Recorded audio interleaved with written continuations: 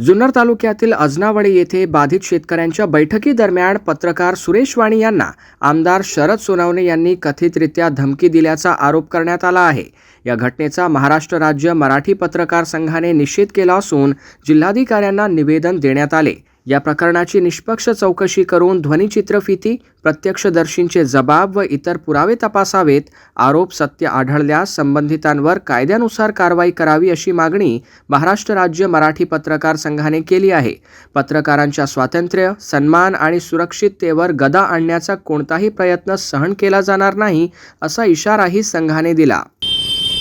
सुरेश वाणीजी यांना स्वातंत्र्य दिनाच्या कार्यक्रमामध्ये तिथले आमदार शरद सोनवणे यांनी जाहीररित्या कार्यक्रमामध्ये त्यांना धमकी दिली की तुम्हाला 15 ऑगस्ट नंतर मी पाहून घेतो।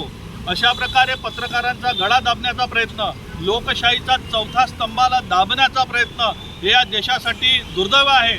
म्हणून आणि पत्रकार संरक्षण कायदा असताना सुद्धा या राज्यातील एका सत्ताधारी पक्षाचा आमदार पत्रकारांना धमक्या देतो, यापेक्षा दुसरं दुर्दैव असू शकत नाही। म्हणून अमरावती जिल्ह्यातील तमाम पत्रकार बांधवांच्या वतीने आम्ही राज्य शासनाला विनंती करतो की आपण पत्रकार संरक्षण कायद्याअंतर्गत संबंधित अशा या आमदारावर तात्काळ कारवाई करावी अशी मागणी अमरावती जिल्ह्यातील सर्व पत्रकार बांधवांच्या वतीने आम्ही करतो आहे।